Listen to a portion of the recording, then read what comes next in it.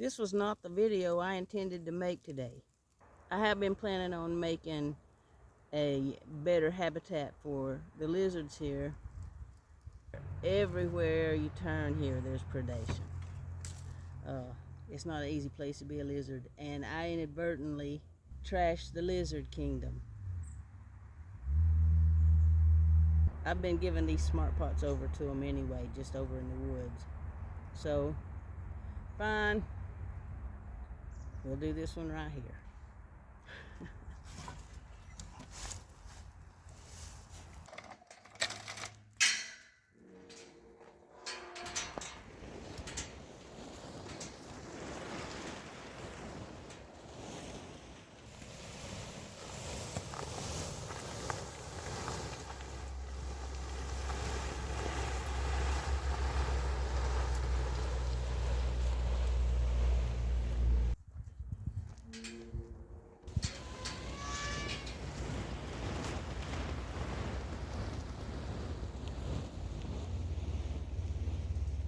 This is an interesting jumping off point for the story. That smart pot and the dirt in it, that's the last of my conventional soil. The smart pots were also part of my re-entry into gardening. I thought it'd be a good way to deal with the moles, but they just chew right through it. I guess that perlite will be with me forever as a quiet reminder of how far I've come.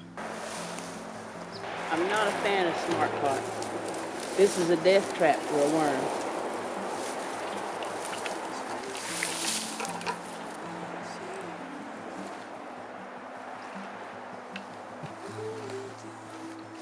Phew, I can't lift it. There's a lizard in there. It's a big guy. Oh, buddy. This little underneath bit, I think that's that lizard's abode. So I'm gonna put this back. Okay, buddy, there you go. Well, the next part of the smart pot story was I was gonna say they make fantastic lizard habitats.